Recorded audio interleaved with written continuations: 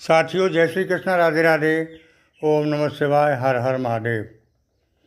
साथियों, आज फिर प्रस्तुत हूँ आपके सामने एक नए वीडियो के साथ।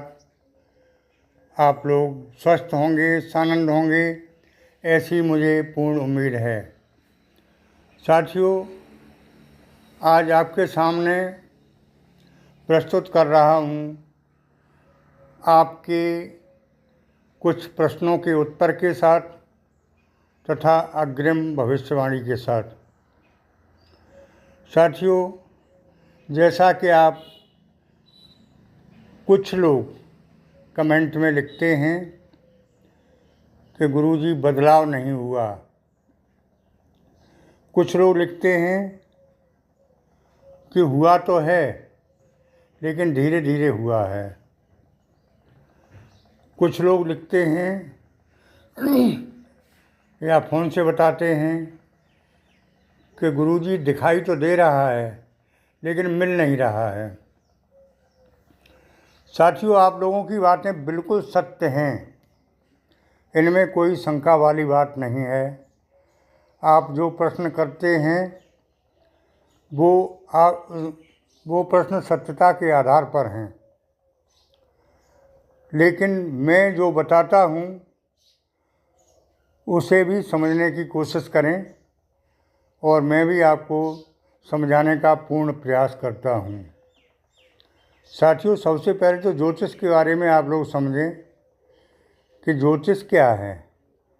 ज्योतिष एक विज्ञान है जो ग्रहों पर डिपेंड है और गणित के आधार पर है।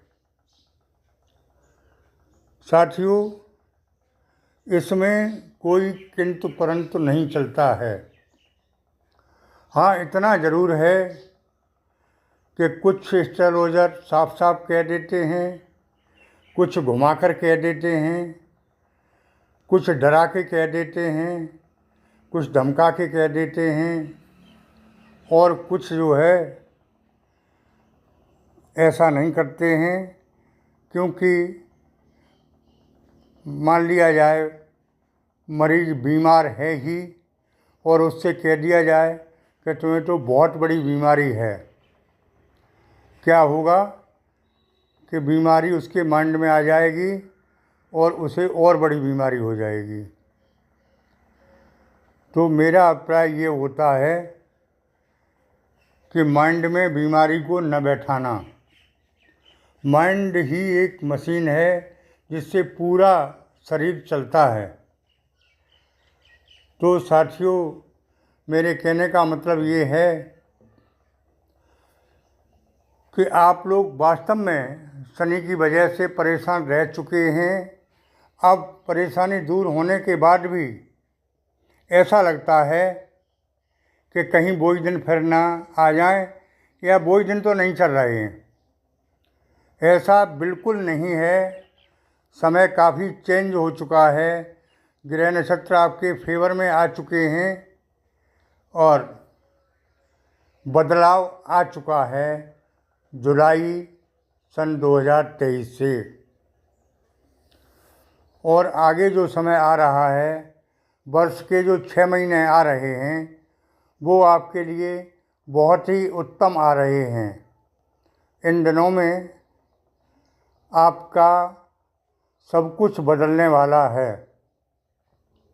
हाँ, ऐसा ज़रूर है कि जिनकी जन्म कुंडली में ग्रह कमज़ोर पड़े हुए हैं या कोई खास ग्रह कमज़ोर है तो उसको धीरे धीरे रिजल्ट मिल रहा है।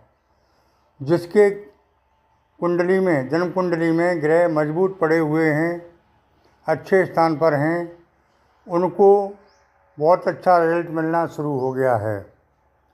साथियों, आप लोगों का ये कहना गलत है कि अमुक राशि के दिन खराब चल रहे हैं। पूरी राशि का ठेका लेना नितांत गलत है। मैं पहले वीडियो में बताया जा चुका हूँ।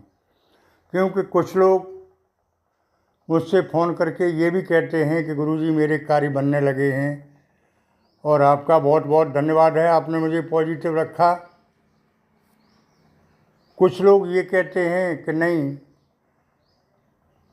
मेरी राशि के तो कोई काम बन ही नहीं रहा है, यानी कुछ लोग तो पूरी राशि का ही ठेका ले लेते हैं। तो ये गलत है। अपना ठेका लीजिए कि मेरा काम नहीं बन रहा है। अपनी जन्म कुंडली का विश्लेषण कराइए। आपके यहाँ योग्य कोई आचार्य हों, उनसे आप करा सकते हैं। मुझे तो वैसे भी कम समय मिलता है, बहुत आप लोगों की आग्रह पर हालांकि शुरू कर दिया है, ऑफिस बनाया है। मेरे पास तो इसका मेन ऑफिस भी नहीं था, क्योंकि कुंडली का विश्लेषण करने के लिए बहुत कुछ जुटाना पड़ता है। तो ये सब कुछ मैंने तैयार करके अब ये काम आप लोगों की सेवा में प्रस्तुत कर दिया है।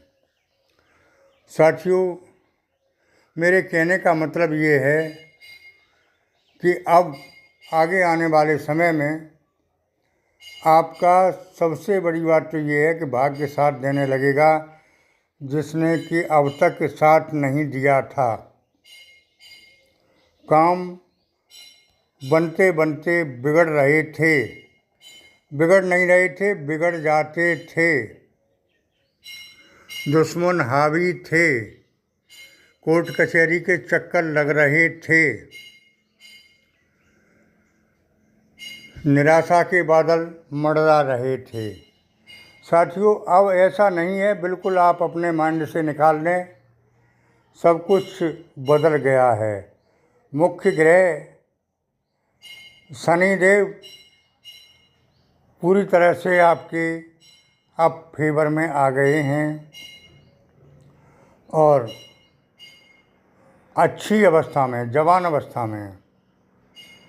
गुरुदेव आपकी बुद्धि को सही करने वाले हैं, दिशा निर्देश अच्छे देने वाले हैं और आपका भाग्य बदलने वाले हैं, वो भी अच्छी स्थिति में हैं। साथियों, सूर्य का परिवर्तन हो ही चुका है और सूर्यदेव आपका तेज बढ़ा रहे हैं, आपका पराक्रम बढ़ा रहे हैं, आपका मान सम्मान, यश, कीर्ति में वृद्धि कर रहे हैं। इसमें कोई संदेह वाली बात नहीं है। साथियों, राहु और केतु भी अब नेगेटिव परिणाम नहीं दे रहे हैं और मुख्य ग्रह यही होते हैं। बुध की दशा भी आपके राशि के लिए अच्छे स्थान में है और बुध भी आपको अच्छा परिणाम देने लगे हैं। इससे बुद्धि में परिवर्तन आया है।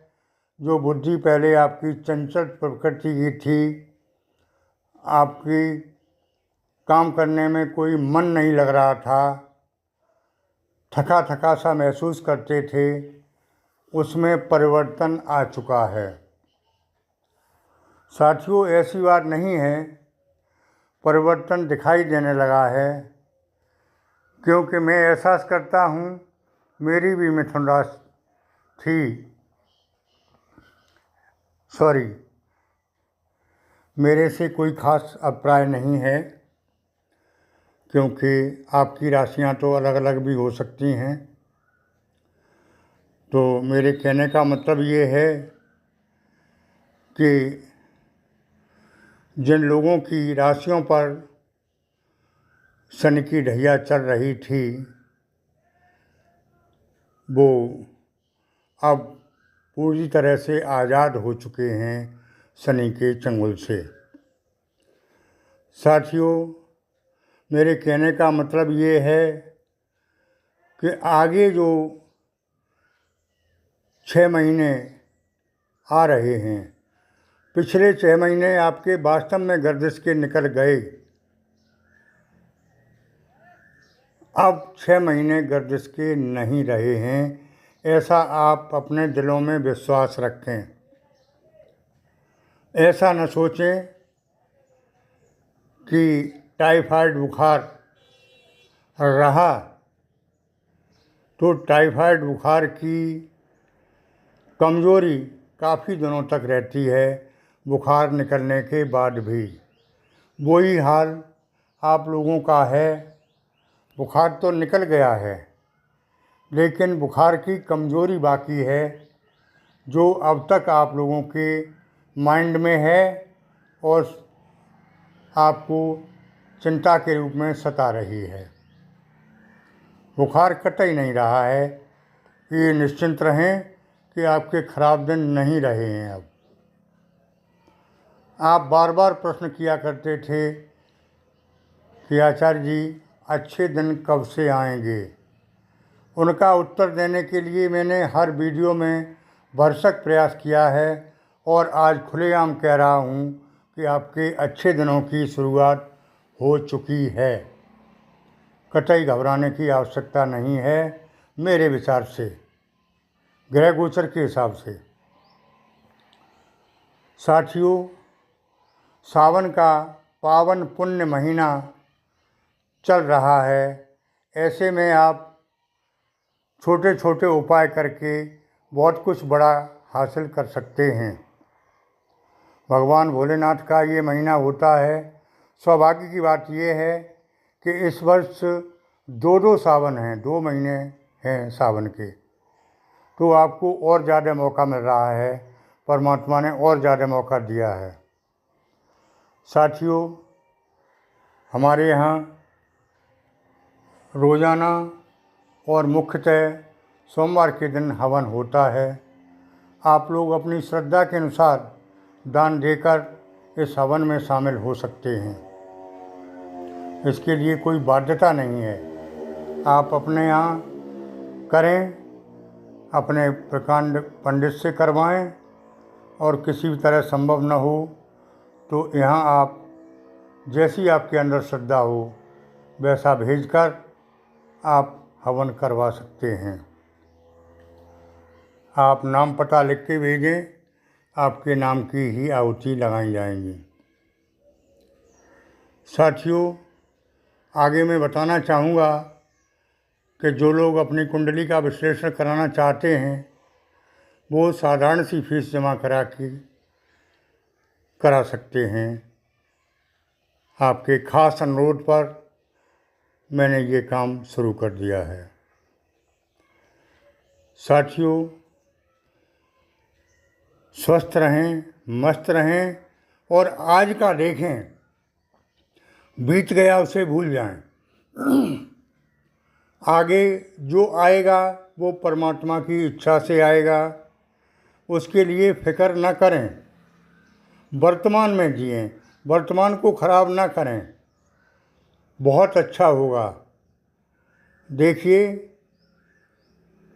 बच्चा वर्तमान में जीता है, कितना मस्त रहता है।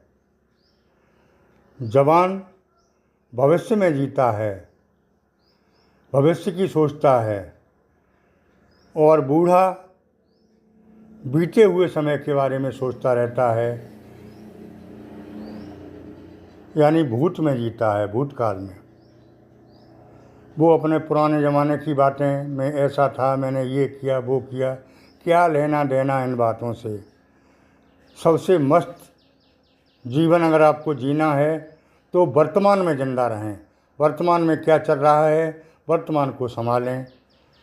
भविष्य को देखते हुए वर्तमान को संभालते रहें।